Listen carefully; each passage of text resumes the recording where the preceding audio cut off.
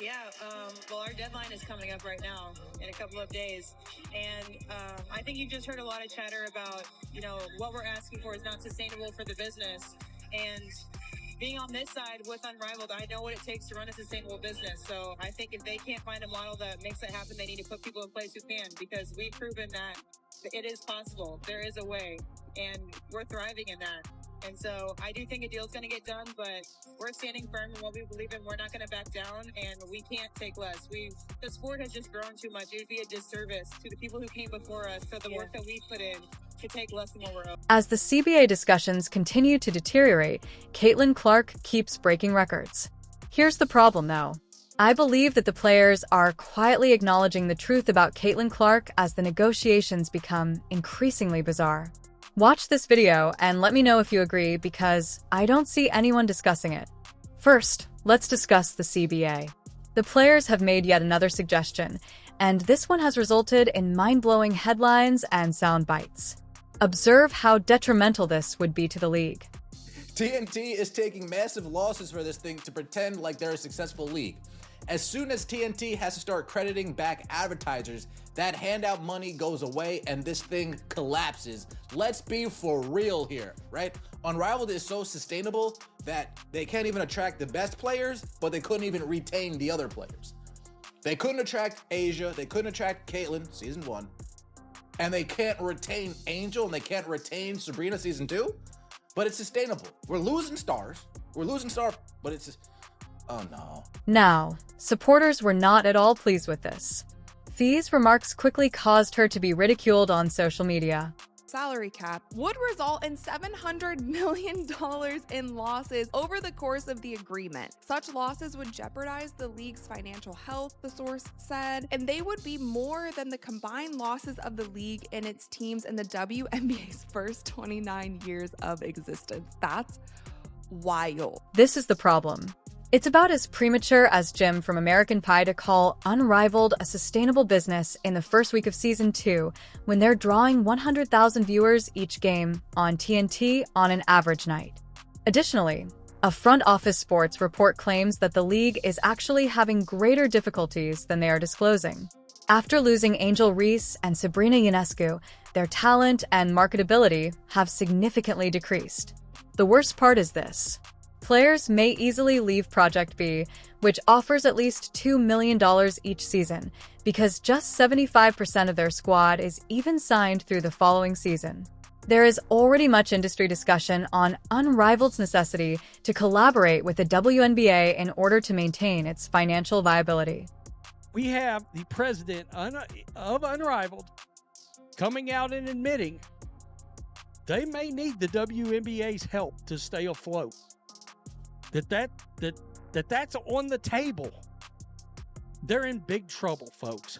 In other words, Fee's confidence in her business concept isn't quite aligned with the outcomes or the future prospects. The more significant aspect of this is that she is openly criticizing Commissioner Engelbert for improperly managing the league. Now, look, I'm not here to judge whether she's doing a good or bad job, but it would be like comparing a mall kiosk to a major retail chain to compare the management of a league with one location and 1,000 spectators every game to a league running over 15 different regions. Simply said, they are different animals. And let's face it, without Caitlin Clark's ongoing popularity and cultural dominance, these high-stakes discussions wouldn't even be taking place at this level. January is here, and she continues to set records and dominate the headlines. Nike finally came up with a commercial worthy of her stature and importance in the sports world, and her upcoming trademark shoe and clothing line is creating a lot of attention. In December, her player-only shoe, which was inspired by Kobe, became the most popular shoe in the NBA. We recently discovered that her one-of-a-kind trading card went for $234,850, making it the second most costly women's sports card in history, only surpassed by a Serena Williams card and the most expensive WNBA card ever sold. She is back on the court, fully recovered, and it appears like she'll be playing for Team USA sooner rather than later. The excitement is still present, and it's merely expanding. And you would think that by accepting a fair contract, returning to the court, earning their money, and allowing the Caitlin Clark effect to continue, the players would have every motivation to maintain these positive times. When the owners eventually earn a profit and demonstrate the long-term viability of the company model, they could then renegotiate for even more money. However, it appears like they are going for broke instead. They are negotiating as if there were no tomorrow. Who cares about profits? All we want is what is due to us, and we want it now. I sincerely want to hear your thoughts on this viewpoint that I've been thinking about for a while, but haven't seen anybody else debate on social media. Ideas about it. By using forceful negotiating strategies, the players are subtly acknowledging how important Caitlin Clark is to this league's overall future. This is the reason. Recall the mindset I discussed before, where people believe the players should just close a deal and let the Caitlin Clark effect continue to gain traction, enabling the league to increase revenue that is advantageous to all parties. What if the players realize that the Caitlin Clark effect isn't going to persist forever after learning their lesson from the previous season? They won't admit it to the public, but they are aware that without Caitlin, ratings and ticket sales plummeted. This was the most convincing evidence of the Caitlin Clark effect that we have ever witnessed. There's no disputing the figures. It's obvious that the players aren't counting on Caitlin Clark's long-term health. They cannot afford to take it for granted. What happens if she goes down with something catastrophic is presumably what they're wondering. An Achilles tear, an ACL tear, or any serious injury that keeps her out of action for a year or longer. In the following round of negotiations in 2 or 3 years, such situation would completely demolish their leverage. They are aware that the owners stand to lose a great deal in this impasse. This season, the WNBA is entering 2 significant new markets, Toronto and Portland. Over the past 2 seasons, team valuations have more than doubled overall, which naturally directly corresponds with Caitlin's arrival and influence on the league.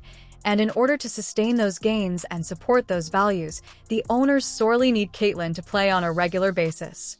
Additionally, they will undoubtedly want to take advantage of that huge marketing opportunity as Caitlin's Nike signature shoe and clothing collection launches this spring, just before the start of the new season. For the owners, this is all about the big picture. In order to optimize their return on investment, Caitlin must remain front and center for at least the next 5 seasons. Since the owners are aware that the Clark effect is entirely unique, I believe the players are counting on them not wanting to waste a single second of it. It cannot be produced or duplicated by another person. Additionally, Project B, which offers players a minimum of $2 million every season, will conveniently debut in the fall. And take this into consideration if you don't believe that leverage is important in these discussions. The first well-known player to sign with the WNBA Players Association was the president, and the announcement was publicized on the WNBPA's official social media platforms. When you consider the optics, that is kind of crazy. As a result, the players currently have more power than they will ever have. We're all probably holding our heads in our hands and thinking, just take the darn deal already. However, they're aware that all it takes is one disastrous Caitlin. Their negotiating position for the upcoming CBA will be totally destroyed by Clark's injury. They have to cash in now or never. Indeed, that is a subtle acknowledgement of the true potency of the Caitlin Clark effect. They are negotiating as though that is their fundamental position, but they can't say it out loud without coming across negatively. To be honest, there is a part of me that legitimately worries about Caitlin's safety after this whole situation is addressed. Because if you believe that the players mistreated Caitlin when they needed her star power to expand the league and improve their negotiating position, I highly doubt that once the CBA is finalized and they've obtained the money that was promised. Furthermore, the league hasn't taken many steps to improve officiating or shield elite players from excessively rough play. No one else seems to be discussing this angle. All I can say is that Sophie Cunningham has to sign a long-term contract with the Fever Brass. Seeing all of this happen has been incredibly annoying. However, from a purely commercial perspective, it will be interesting to watch how everything turns out. The owners have already made major concessions on a number of fronts, and it's unclear how far they will go before drawing a firm line. I just hope we get to see Caitlin soon return to the W, in good health, and shine on the court. To be honest, her existence is what keeps me interested in this league and makes it enjoyable to watch and discuss on YouTube. Please share your opinions in the comment section. Does my theory make sense? Or Am I completely off base? I'll see you later.